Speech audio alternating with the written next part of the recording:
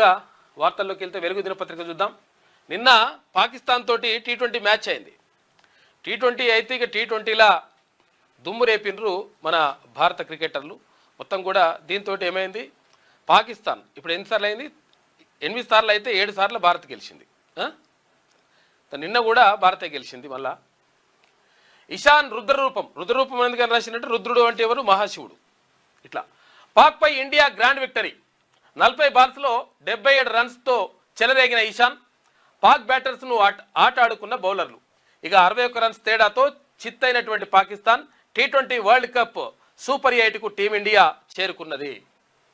అందుకనే అసలు యాక్చువల్గా పాకిస్తాన్ వాడు ఏంటంటే, నేను మేము భారత్తో ఆడమంటాడు. ఎందుకంటే భారత్తో ఓడిపోతున్నాడు, ఊకే మాట ఓడిపోతుంది కాబట్టి ఇజ్జత్ పోతట్టుంది.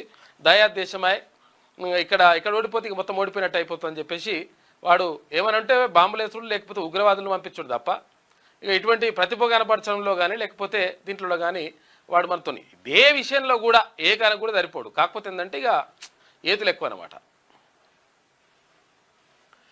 గ్రౌండ్ ఏదైనా గండం మాత్రం పాకిస్తాన్కి అని ఇండియా మరోసారి చాటి చెప్పింది. మహాశివరాత్రి పర్వదినాన జరిగిన టీ20 వరల్డ్ కప్ మెగా సమరంలో టీమిండియా రుద్రరూపం ముందు దాయాది జట్టు బెంబేలెత్తిపోయింది. శ్రీలంక గడ్డపై యంగ్ సెన్సేషన్ ఇటు ఇషాన్ కిషన్ 40 బాల్స్లో 10 ఫోర్లు 3 సిక్సర్లతోటి 77 రన్లు వేసి షాన్దార్ బ్యాటింగ్తో శివాలెత్తిన వేళ ఆదివారం జరిగిన హై వోల్టేజీ పోర్లో 61 రన్స్ తేడాతో పాకిస్తాన్ చిట్టు చేసిన సూర్యకుమార్ సేన సూపర్ 8కు దూసుకెళ్లింది.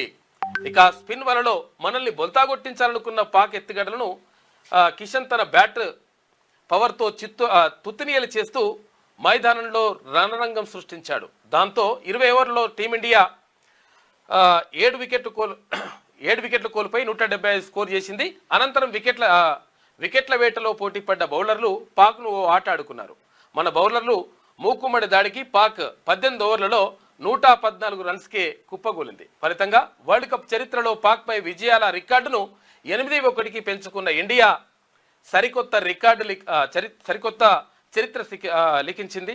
అంటే ఏమైంది, 9 సార్లు ఆడితే 8 సార్లు మనమే గెలిచినాం, ఒక్కసారి పాకిస్తాన్ గెలిచింది.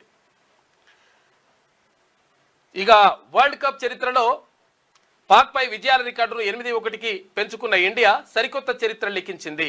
ఇది కేవలం విజయం మాత్రమే కాదు, పాక్ అహంకారంపై ఎగరవేసిన విజయకేతనం. జేహో ఇండియా అని చెప్పేసి ఒక ప్రత్యేక కథనం రాసింది వెలుగు దినపత్రిక. మొత్తం మీద ఇషాన్ కిషన్ మొత్తం కూడా రుద్రరూపం చూపించేసి మొత్తం మీద దంచితే మొత్తం మీద 7వ ఆర్డర్ పాకిస్తాన్ వాడు అయిపోయింది వాళ్ళ పని.